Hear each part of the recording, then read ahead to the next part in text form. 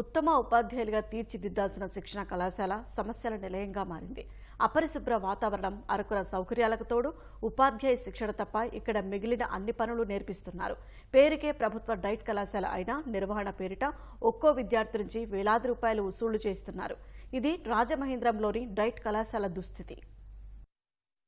చిట్టడవిని తలపించేలా చుట్టూ పిచ్చి మొక్కలు, విరిగిన కిటికీలు, ఊడిన తలుపులు, నెర్రెల్చిన గోడలు, పెచ్చులూడుతున్న స్లాబులు. ఇది రాజమహేంద్రవరం బొమ్మూరులోని ప్రభుత్వ జిల్లా విద్యా శిక్షణ సంస్థ పరిస్థితి. భవిష్యత్తులో ఉత్తమ ఉపాధ్యాయులుగా పేరు తెచ్చుకోవాల్సిన ఛాత్రోపాధ్యాయులు అపరిశుభ్ర వాతావరణంలో అరకొరగా శిక్షణ పొందుతున్నారు. డైట్ కళాశాలల్లో మౌలిక సదుపాయాలు లేక ఇబ్బంది పడుతున్నారు. కళాశాల నిర్వహణ పేరిట ఒక్కొక్కరి నుంచి 4,500 రూపాయలు వసూలు చేస్తూ కనీస సౌకర్యాలు కల్పించడం లేదు. కనీసం తాగునీరు, వాడుకునేందుకు నీరు, ఫ్యాన్లు లేవని శిక్షణ అభ్యర్థులు వాపోతున్నారు. బాలబాలికల వసతి గృహాల్లో వార్డెన్లు, నైట్ వాచ్మెన్లు లేకపోవడంతో రాత్రివేళ భయాందోళనకు గురవుతున్నారు. సాయంత్రం 6 దాటితే వసతి గృహాల నుంచి బయటకు రాలేని పరిస్థితి ఉందంటున్నారు.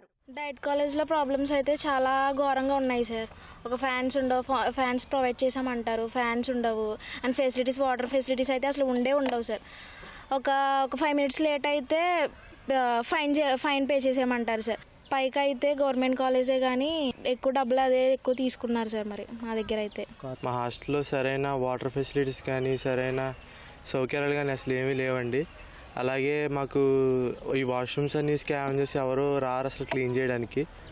ఒక్కరోజు మానేసినా రోజుకి 500 అని 1000 రూపాయలని ఫైన్లు తీసుకుంటున్నారు. ఇది చాలా అన్యాయం.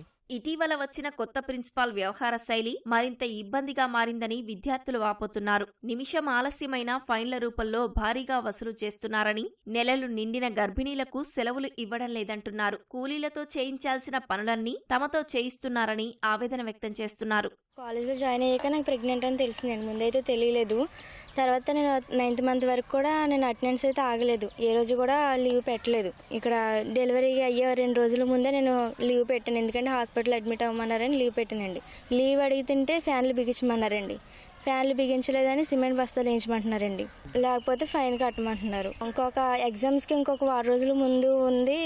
మేడం ఇలాగ బాబుతో రావడానికి అవ్వట్లేదు, బాబుకు ఇప్పుడు 15 డేసే కదా అనేసి మాట్లాడుతుంటే, మీరు కంపల్సరీ బాబునైతే తీసుకురావద్దు, ఈ కాంపౌండ్లో కూడా బయట కూడా ఉండొద్దు, బాబునైతే తీసుకొని ఉండొద్దు, మీరు ఒక్కలే రావాలి, లీవ్ పెడితే అసలు ఊరుకోను నేను అనేసి చాలా స్ట్రిక్ట్గా చెప్పారండి.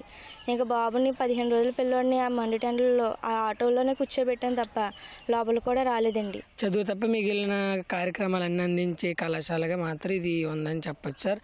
ఈ వర్క్ ఎక్స్పీరియన్స్ అని పేరు చెప్పి ఈ చుట్టుపక్కల ఉన్న ఈ గడ్డి, తుక్కు చాలా వరకు చేయించడం జరుగుతుంది సార్. అంటే ఇక్కడున్న ఈ గడ్డి అంతా తీయించడం, ఆ తుప్పలన్నీ కొట్టించడం, చాలా మొత్తం క్యాంపస్ అంతా వర్కర్స్ చేయవలసిన పని కూడా మాతోనే చేస్తున్నారు సార్. దాంట్లో చాలా ప్రెజర్ పెడుతున్నారు.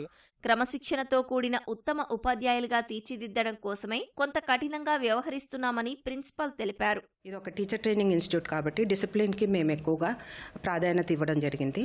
ఒక మంచి టీచర్ని తయారు చేసి అన్ని ఆల్రౌండ్ డెవలప్మెంట్ ఎలా పిల్లవాడికి ఇవ్వాలని ఇక్కడ ఒక ఆల్రౌండ్ డెవలప్మెంట్ టీచర్స్గా తయారు చేయడమే మా మెయిన్ ఎయిమ్, గోలు. ఆ రకంగా క్వాలిటీ ఎడ్యుకేషన్ ఇచ్చి వాళ్ళని పంపించడమే ఇక్కడ మా టీం అంతా కలిసి మేము ఒక మంచి క్వాలిటీ ఎడ్యుకేషన్ ఇవ్వడానికి ప్రయత్నిస్తున్నాం సార్.